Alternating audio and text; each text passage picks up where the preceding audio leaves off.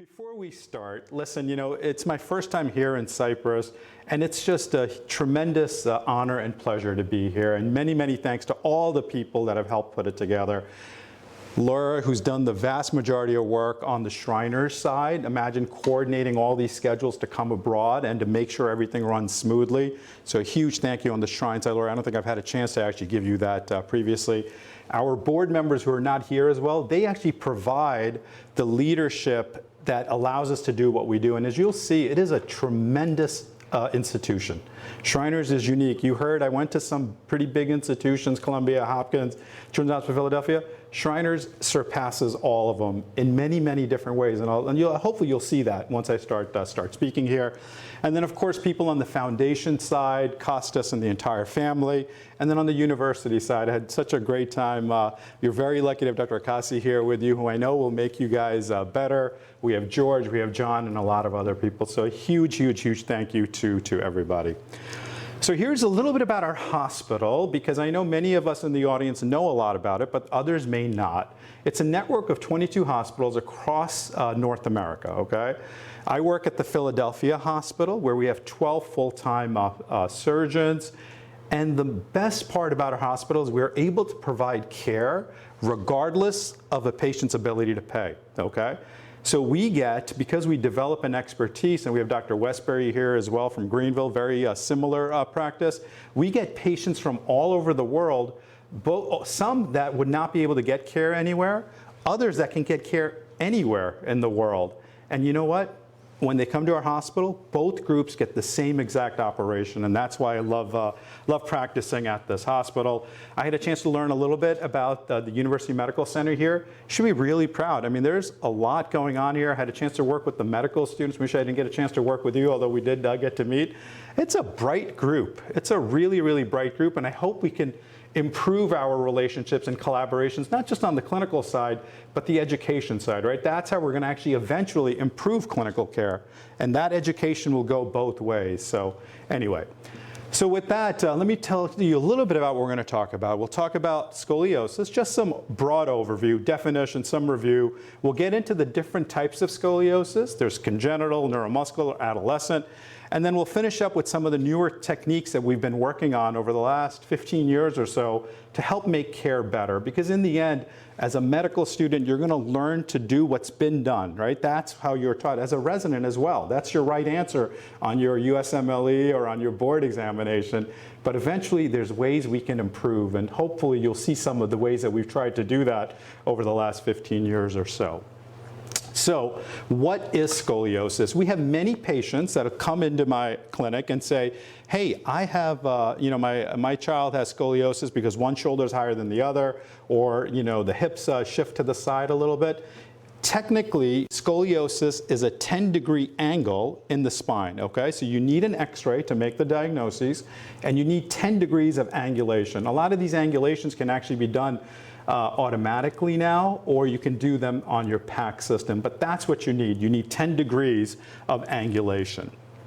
The different types of scoliosis, they're all very different. For the students that were with us today, you'll see that a child that has congenital scoliosis, meaning they were born with bones in their back that were malformed or not formed correctly, that child is going to present perhaps a little earlier, look very different than the child who's in the middle, who has what kind of scoliosis? Neuromuscular scoliosis, okay? It's a neurogenic condition. The child's in a wheelchair. That child's going to look very different than the child all the way on the right, which is an idiopathic condition where these children are often very young, healthy, active, and develop scoliosis, okay? The most common type is the idiopathic, i.e. we don't know what causes it. And so we'll spend a little extra time on that, but we'll run through first by starting with congenital scoliosis, okay? So the way that we typically get this diagnosed is a child gets an upper respiratory infection, okay? So now you got a little baby, 3, 4, 5 months old, they get an upper respiratory infection. So what does the pediatrician eventually do? Get an x-ray. And on that x-ray, as an asymptomatic finding, you see that the bones in the spine are malformed, okay? They have congenital hemivertebra. And guess what happens? We get a stat call. We need you guys to see this kid because he's got, a scoliosis in the spine. And we need you to get that child in right away. But what we have to recognize, the take-home message from congenital scoliosis for the room is we don't worry about the spine. The spine's not going to kill them. But we have to think about embryology because the kidneys develop at the same time as the heart, at the same time as the spine. And if these kids have an undiagnosed renal issue, right, either they're missing a ureter or that's what's going to kill them or cause their morbidity. So you forget about the spine. The take-home message there is forget about the spine, focus in on other organs. Check their kidneys, check their heart for making sure that they don't have any septal defects. So again, just very briefly, I know we have medical students in the room, the embryology, okay? You are going to have either a defect in segmentation, and just sound it out, defect in segmentation, the spine doesn't segment, right? So now you've got these blocked vertebra or unilateral bars. I don't know how well you can see this, but do you see how the spine did not segment? So you can have a defect in segmentation or a defect in formation, and that's where you get these hemivertebrae. Do you see how this bone did not form like the ones above or below it? And these are hemivertebrae. And once these are formed, you have asymmetric growth on one side of the spine compared to the other. Anytime you have asymmetric growth, whether it's from radiation, whether we induce it iatrogenically, which I'll show you, which we sometimes do, where we put asymmetric growth, you are going to have a change in growth rates from one side to the other, which is going to lead to scoliosis. So when do we do surgery on these kids? Hey, listen, it's easy. You have a big curvature like this, I think most of us would say this child needs surgery, okay? But the other things that we look at is if a child is rapidly progressing. You see this curvature, 54 degrees? In a matter of a year, now it's 70 degrees. It can go to 80 or 90 degrees. We can't let this get to a point where it starts affecting the lungs and the heart, right? 100, 110 degrees. So we're going to have to intervene. In addition, sometimes you'll have a really tiny curve, and that may not be a big curvature, but it's the location. It's like the Leaning Tower of Pisa. Someone was telling me their child was, actually it was Larry Lieb, her daughters went to go visit the tower recently. But if you have a spinal issue on the bottom of your spine, that's much worse than any other part of the spine because it's going to go ahead and cause a major issue even though you won't have a big curvature because it forms the base of your spine, okay? So those are the things that we look at when we're thinking about surgery in these patients. So now you have a little kid, right, 6, 7 years old, and they've got a curvature in the back.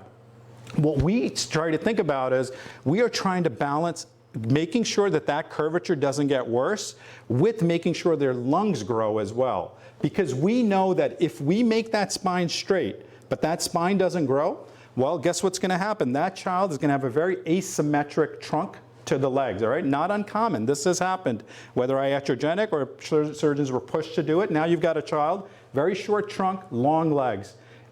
That being said, that's more aesthetic, but having a short trunk can decrease your pulmonary function. And that's a really big deal because early fusion can then lead to morbidity, and by the time you're 25 or 30 years of age and you have a short trunk and you get a pneumonia, you're not going to make it through, okay? So huge implications. So that's what we try to balance. Typically, once a child hits age 8, we can start thinking of fusing the spine, meaning locking it in and straightening it.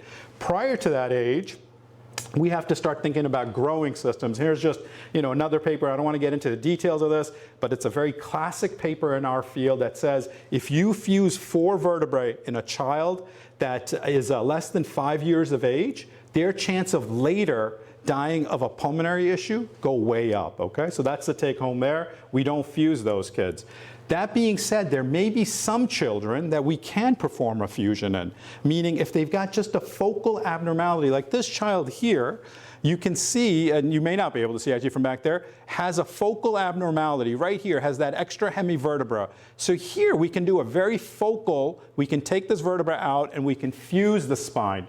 That's very different than doing a long fusion. So even though this child's only 2.5 years old, he can undergo a fusion across that apex.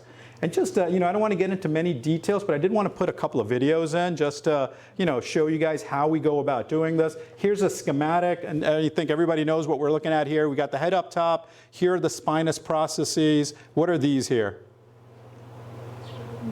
Pedicle screws. They're going into the pedicles. They're giving us fixation so it holds the spine together. And then what we do is we cut out that extra piece.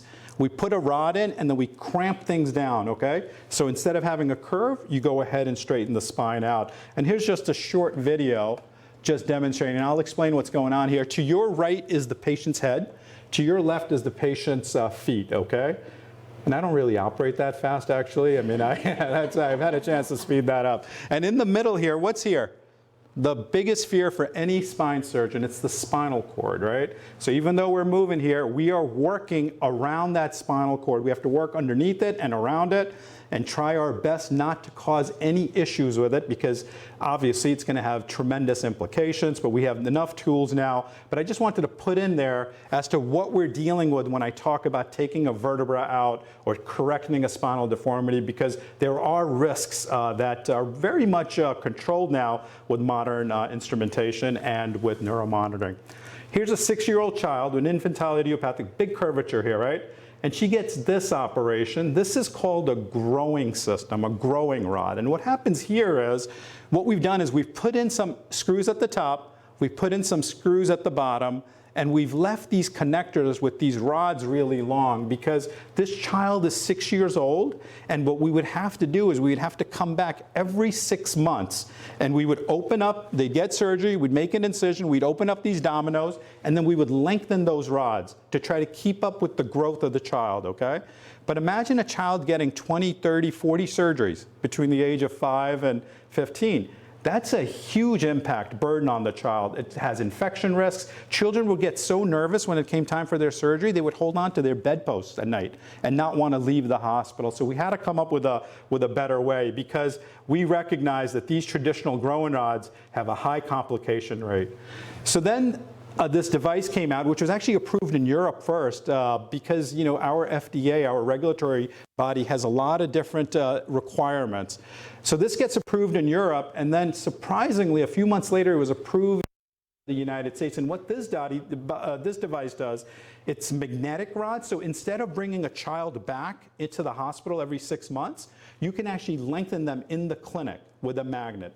It's not a perfect device. They called it magic, which was really a misnomer, because it's not magic, right? It's maybe better than what we've been doing, but it's certainly not magic. And now what you can do is, very similar looking child, now they go ahead and get these rods put in. Very similar, you see now their spine's been corrected. They've got fixation here, and now they can come into clinic. Instead of bringing them to surgery, you bring them into clinic, and you can try to lengthen those rods out, okay? So a huge advance, and I'm very proud to say, and again, like I said, it's been my only job with Shriners, is the Shrine was the first hospital to put a magnetic rod in 2014 after FDA approval. And you know why that's very significant? For many reasons. These devices are very expensive. So my colleagues who at the time wanted to put them in could not put them in because their administration would not allow, because the insurance had not been worked out. So again, just something for our Shriners team here to be very proud of, because we were the first after the approval to put these in. So here we go. You can see that these rods now, if you notice, they've lengthened. They've got this dark space, so over time they've gotten over 2 centimeters of expansion. But just like anything, any new indication device, whatever field you go into, there's going to be a lot of enthusiasm. Then people are going to recognize it's not magic. You get 3 operations. Instead of needing an operation every 6 months, now you need it every 2 years. Still better, but not as good as we'd like it to be. And of course, you start getting papers, you start going to our meetings. And this was really a landmark paper that came out of the United Kingdom. And what it showed in 2018 is these rods, when you take them out, there's metallic debris. We don't know what the significance of that is, but there's metallic debris. So now you have a new device, and you're starting to get papers that are showing it's got complications. And now you've got an article that shows that there may be metallic debris. And you practice in the United States. What do you think is the next thing that's going to happen when you type in magnetic rods on the internet? A lawyer. Somebody very smart is in the room. Sure enough, lawsuits, okay? There were a ton of lawsuits. The company had to come out with all these different statements. Fortunately, it died down, but what it did was we had to now overcome all this information on the web to say, no, listen, yeah, you're right, it's not for everyone, but it may be for a select group of patients. Let me move on to our next topic, which is going to be neuromuscular. Yes, please. Could you just explain how the magnetic portion of it works? Yeah, absolutely. Thank you for asking that. So, it has a magnet that's located inside this device, and it's flat, okay? And there's an actuator or a wheel that gets turned, and that will then put pressure on the ends, and it will go ahead and create length.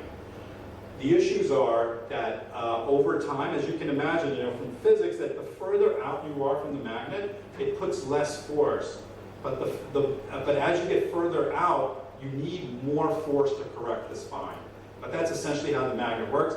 If you need more force, and now it's not lengthening, but it's churning metal on metal, that's when you can get metal debris and metallosis. Thank you for asking that. Right? Good. Any other questions at all? Excellent. Let's move on to our next topic. So one down, two more to go. Okay, so here we go, neuromuscular scoliosis. So here I'm going to start with, this here is a condition or a plethora of conditions where as surgeons we think of complications. So take a look at here. I don't know if you can see, pretty big curvature. We operated on this child, I guess last summer. And, pretty big curvature. We spend all day. We spend a lot of money. We get really, reasonable, what we consider to be reasonable correction. The pelvis, everything looks good. And then 2 days later, the child has an infection. And that is not uncommon. Now, infections we can deal with, it's not uncommon for that to happen, but it really sets the stage for us to start talking about neuromuscular, because I'm going to talk about handling complications, whatever field you go in, because it's very difficult. But if you cut, you cry. That's what one of my mentors told me. But even if you don't cut, whatever field you're in, things happen, right? We're human beings. A lot of times it's something that it's not something we may have ourselves have done.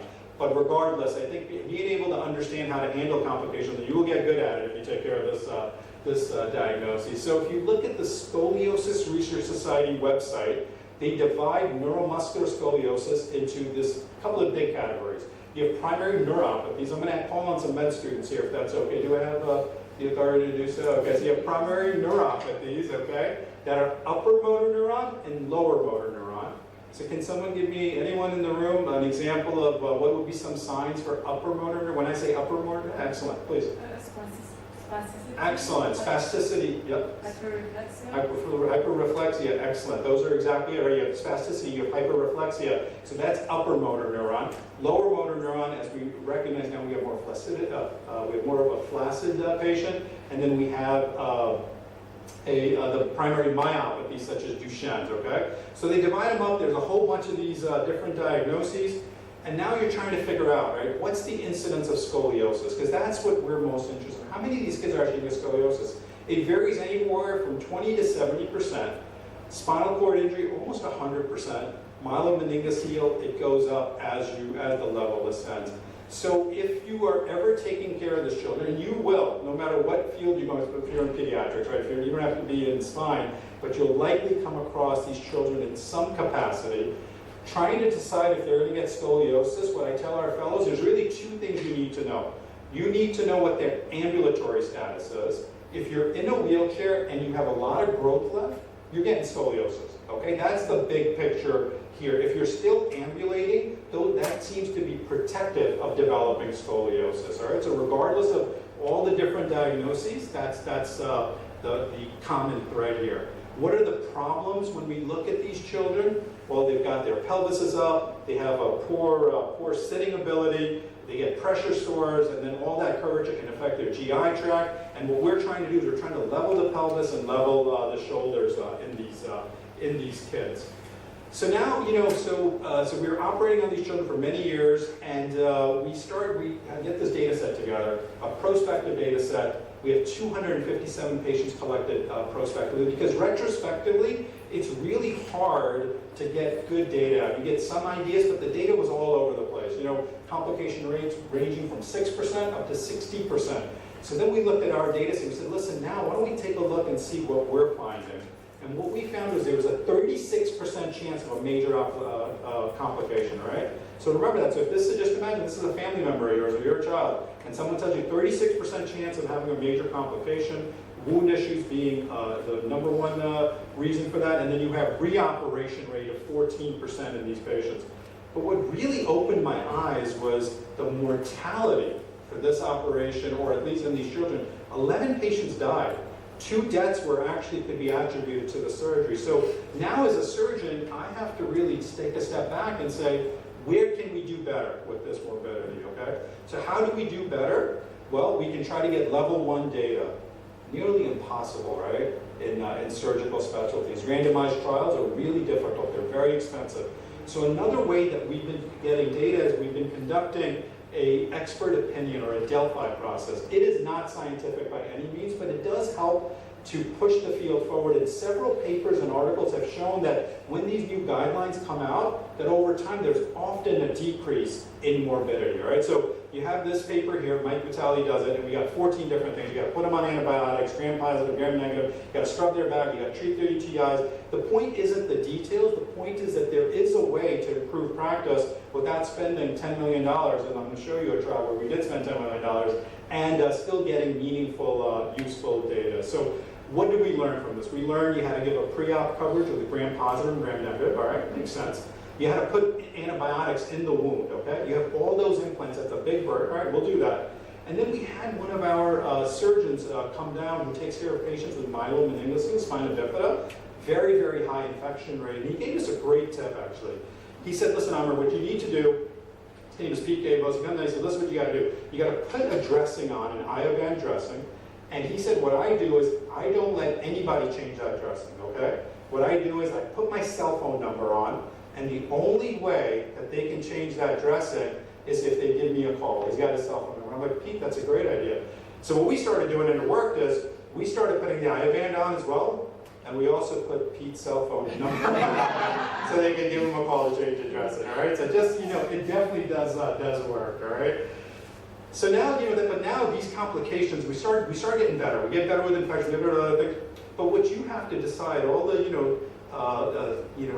future physicians here, is, what we see, what Dave and I see as a success, right?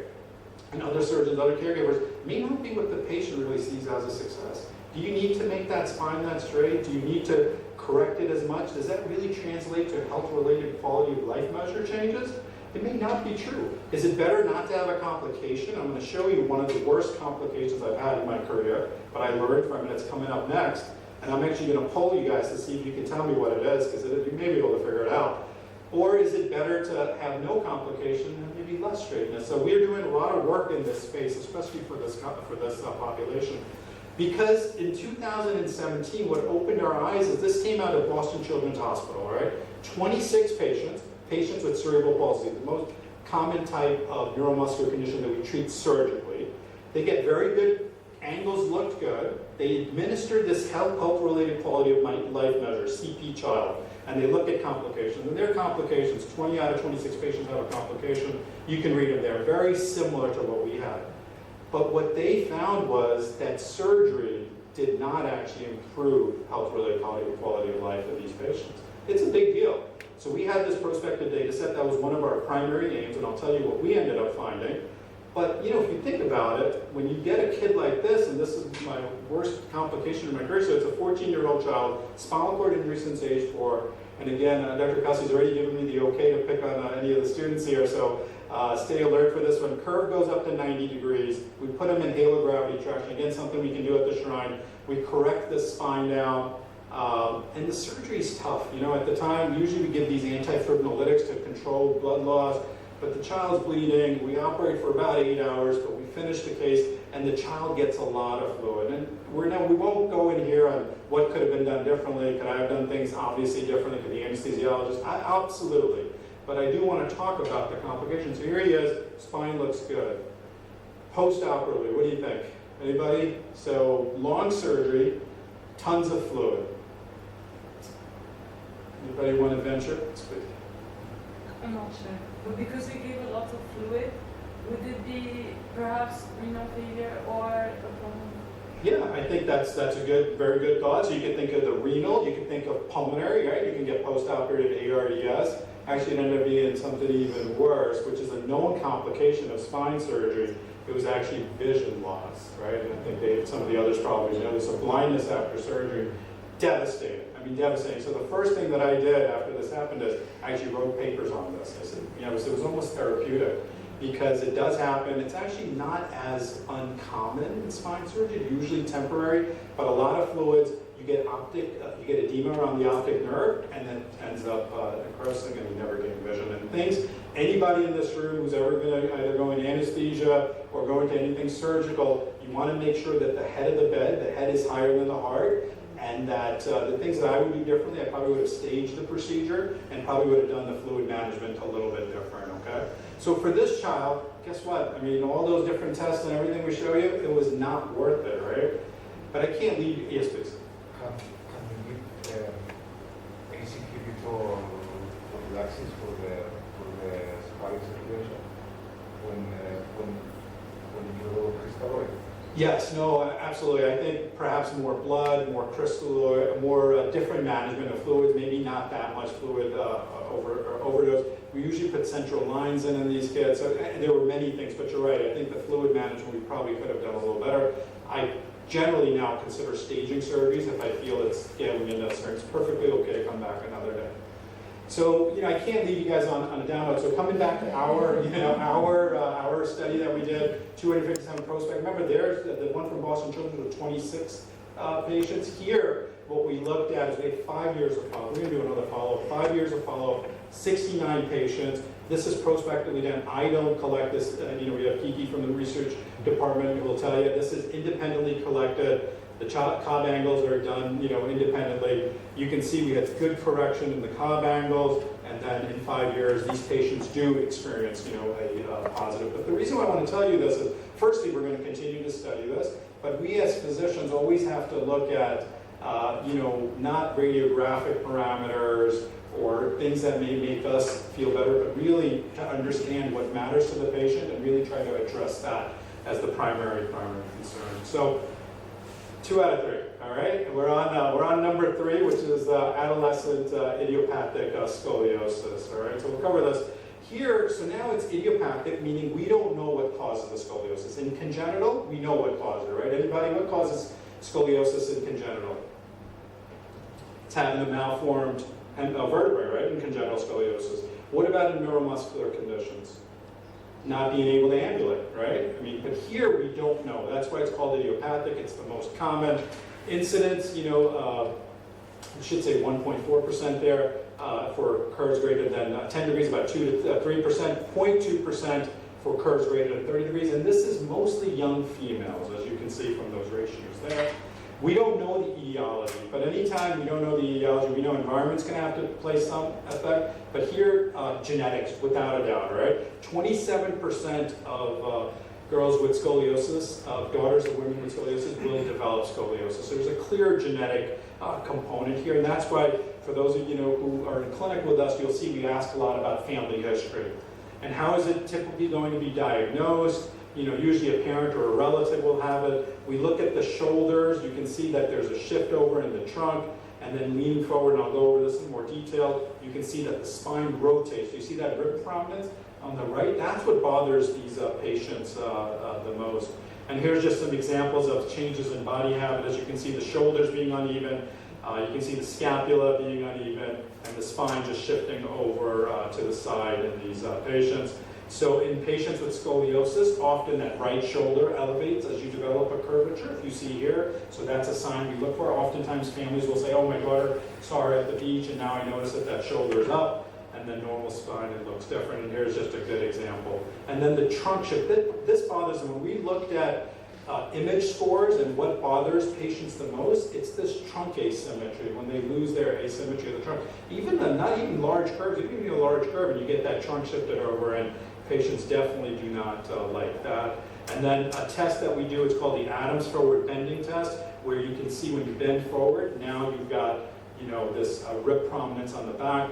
This is the method that's used to screen patients. And I don't know how much screening you guys are familiar with, but we use an instrument, the scoliometer, which I'll show you, which can go ahead. Anything greater than 7 degrees on this measurement would be a positive screen, okay? So that's how we pick it up. It's not uncommon. There's a lot of countries that have had school screenings. There's a lot of states that have had it, but there's budgetary constraints there as well.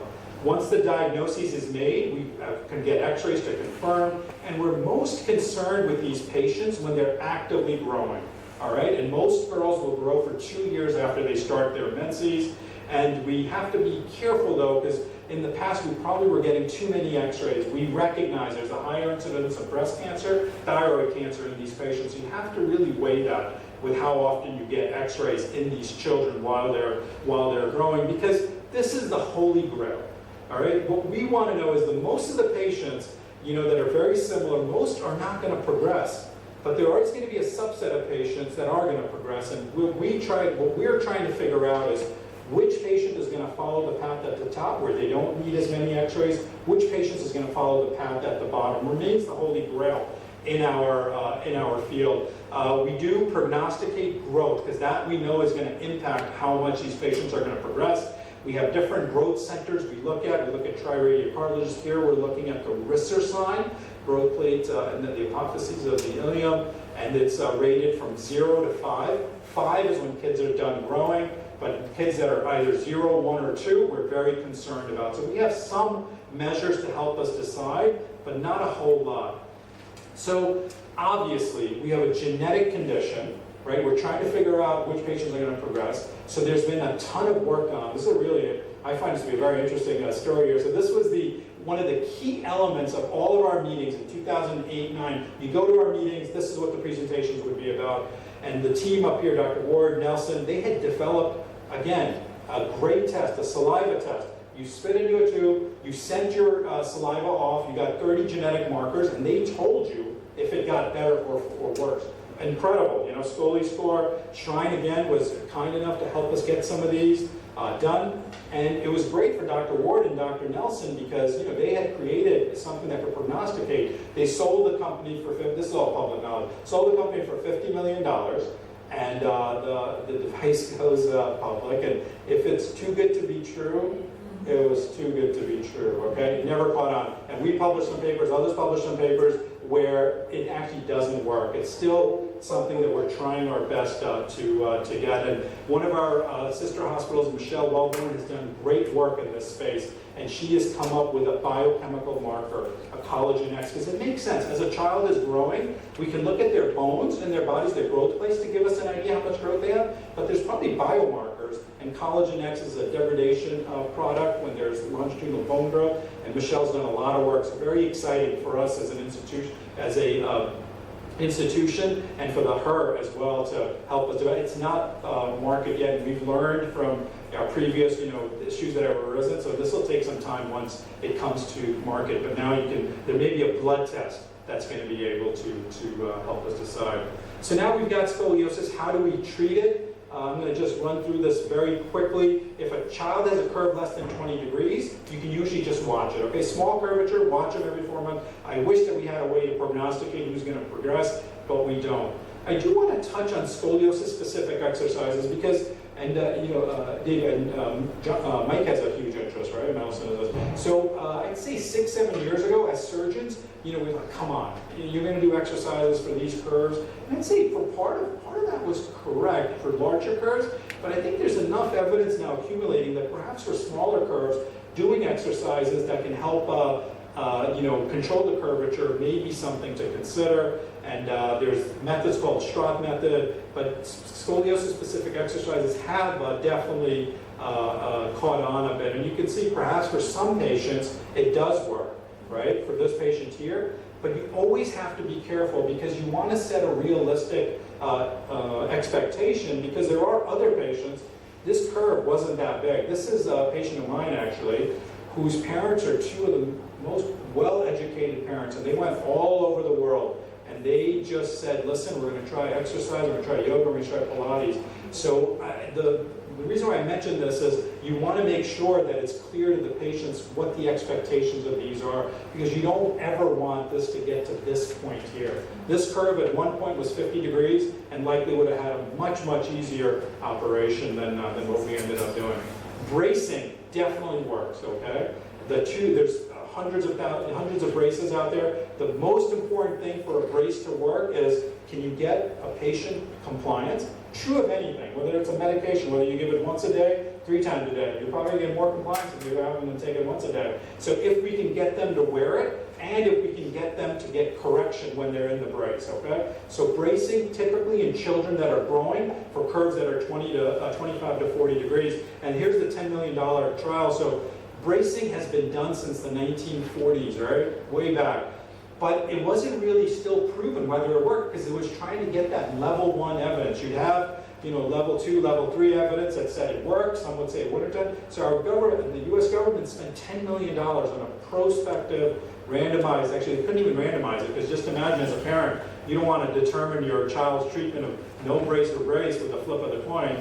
But it was a preference cohort that ended up showing that bracing, you get a child to wear it, 75% success rate, okay? So that is something that we do recommend. And then for severe curvatures, once they get past 50 degrees, that's when we start thinking of spinal surgery. And I'm going to talk about spinal fusion first.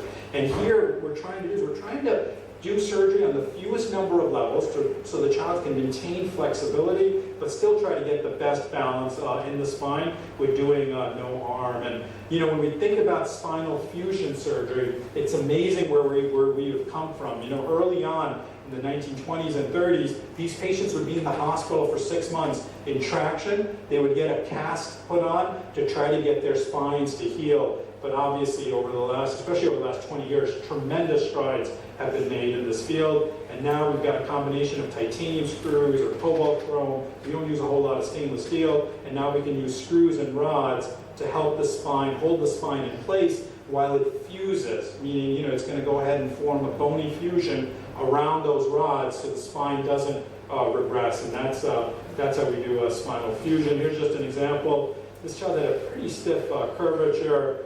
And as you can see, over time, the bottom curvature will end up starting to improve. And we get some really good, safe results in these patients. And I thought I would just play just a short video. What you're looking at on the right is the patient's head. We have the screws in. You can see what we do is we end up bending these rods. These are 6 millimeter rods that are cobalt chrome. We bend them into the shape that we feel is going to help account for three-dimensional correction. And once the rods are placed in place, we end up bringing them down gradually with these crickets. And as you bring them down, and if the rod has enough stiffness and you loosen the spine up, then you will end up getting correct. You can see the spine starts correcting. Of course, as I showed you before, where you have the spinal cord right next to those pedicles and those vertebrae, so we have to be very cognizant. We work with a team. It's definitely a team effort. We have great nursing, anesthesia, and the neuromonitoring team that's monitoring their nerves throughout the surgery to make sure that we're not doing any damage. And then at the end, we do a bunch of different maneuvers to help us get three-dimensional correction in these children. So lastly, where are we today? We're in a pretty good spot. We got kids that have big curvatures. As you see here, this kid would walk 1 block, would get short of breath, comes to the hospital, big curvature, and we have big implants, and it's life-changing. I mean, this kid, they used to make fun of him, now he plays soccer, and the traditional treatments are good. You can do a really good job at, a variety of our different hospitals and get excellent results on these patients.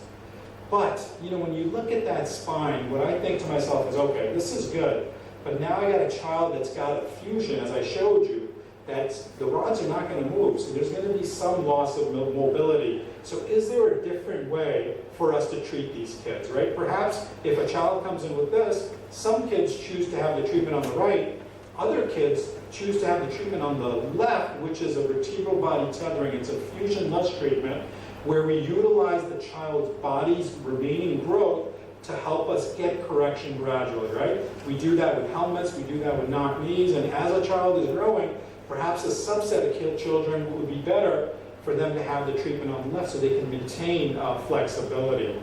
Like I said, this concept of utilizing growth in kids, it's not new. It's used in helmets, it's used in bracing, orthodontics, and of course growth modulation, in the lower extremities as well. So we played a big role. Again, this device does not come to FDA approval without our shiners. No questions about it, okay? We started doing some of the initial studies, clinical work around 2010, and now there is an approval for this device. Over 3,000 patients treated. It's much like the other new devices I've told you. Is it the panacea? Of course not. Is it for every patient? Of course not. Is it good for some select patients? Absolutely. We just have to learn how to figure those patients out optimally. And so who would those patients be? Girls from 10 to 13, boys 11 to 15 that have growth left, okay? We judge growth by hand scale, by their Risser sign, and then these curves can't be severe. You gotta get these curves early. These can't be a severe curve. This has to be a curvature that has flexibility, because instead of a big 6.0 cobalt chrome rod, what we're trying to do is we're trying to use a flexible tether to help control the spine. And how do we do it? You can do it minimally invasively, actually, for the vast majority of these patients who need small incisions. I know this is something that you're going to like this next video, I'm sure. And this is what it looks like at the end. And here's just a short video. You've got the patient's head to your right. The lungs are in front of us. And what you're seeing is the diaphragm onto your left. And what we start out by doing is we start by taking the segmentals. We have never seen a neuromonitoring issue here. We're peeling the pleura anteriorly. Now we're going to come in and we're going to start putting in our screws starting from the proximal region, that's T5, and then start putting screws in from T5 down to T12. And typically this operation takes us less than 2 hours in the thoracic spine. And then in the lumbar spine, it's a little bit longer just because of the exposure piece is different. And once the screws are in, then we come and we introduce this flexible tether that gets in, and then we lock it down. As you'll see, these screws will start moving together as we start compressing. As I stated earlier, when there's asymmetric growth you can induce by compressing. We're compressing the long side of the spine. We're inhibiting growth on that side, right? The Hugh-Oakman principle. We're inhibiting growth on the convexity, so the concavity, the other side, can actually catch up. And here's just a couple of more videos. You can see here's just an example of a child at 4 years, and look at that, she can do gymnastics. Let me tell you something. If you have anybody come up and they start showing you these videos, you should get very suspicious, right? What you really want to see is you want to see data, okay? You don't want to see one patient here that's doing well, 2 patients that are doing here, and that's a key message here. You want to see data, and we are starting to get data out, as I'm going to show you. I'm not going to get into the details of it, but there's definitely, the bottom line is, you're going to have a higher chance of a reoperation than a fusion, but you are going to preserve motion. That's what our motion studies have shown, and you have to do a risk-benefit analysis for each individual patient. Here are the list of recently published papers. Again, like I said, a ton of data. This is the #1 topic at all of our networks, please. I just have a question about this technique. Yeah. You showed this for idiopathic scoliosis. Great question. Because they have some growth left, but what about congenital? Yeah, excellent question. So congenital is a great point. We have stayed away from there because congenital, when the vertebrae is malformed, the kidneys, the heart, but also the blood vessels may be malformed. So I've always been concerned that whereas here we can have good symmetric blood vessels, the segmentals on either side, and you can take them, I've always been concerned that here, if we took a blood vessel, could it impede the flow to the spinal cord? So I've stayed away from it. Neuromuscular, for the most part, we've stayed away because I think you need trunk support for this procedure to work. It's a great question. There are others that have done it in congenital, but we generally stay away from it. Yes, please. As neurosurgeons, how did you develop the thoracoscopic, laparoscopic skills to do this? That's an incredible kind of cross-pollination. Yeah. So let me tell you something. So obviously I cannot take credit, for that. So we'd had some history of thoracoscopic fusions in the late 90s. They were developed. So we had some history at our hospital. Our first couple of procedures, though, in all honesty, we would book all day, and they took 5 or 6 hours. And then we had great general surgery surgeons that helped us. And we do it in collaboration, absolutely, and we have great partners. That's really the way, I think, to do this. And as it turns out, as much as I'd like to say the operation technically, once you've done a few, a little different than some of the stuff where you guys are taking lungs out and doing all that stuff, thoracoscopically. Here, we're not even cutting the disc, so once it's not as challenging as some of the stuff that you guys do thoracoscopically. But it did take some practice, and we've done over 750 now. We have patients from all over the world that'll actually come forward. So, lastly, why are we considering growth modulation? So as I stated, it's for mobility. And we've published a few papers on this recently that's looked at this hypothetical. We have a motion analysis laboratory. All of our patients, the fusion patients and the tether patients undergo motion analysis. This is tremendous. Again, it's a shrine asset, I would say, and we run all of our fusion and our tethering division, and we've published a bunch of studies, and basically this is one that we recently published in our big ortho journal, which shows that as you go lower down when you compare fusion and tether, as you go into the lumbar spine, that's where the biggest benefit is, and that's where we focused our tethering in, because that's what our studies will show. So, in summary, some key take-home points. Congenital scoliosis, malformed vertebra. Don't think of the spine, think of the kidneys, think of the heart, okay? Neuromuscular kids, wide spectrum of diagnoses. If they've got a lot of growth left, they're in a wheelchair, they're going to get scoliosis. You have to balance the risks, okay? Because there are real risks in this population. Adolescent idiopathic scoliosis, scoliosis-specific exercises have some role. Bracing definitely has a role. And then there are newer techniques that are coming out that may avoid having long spinal fusions. And I'll end it there. Thank you.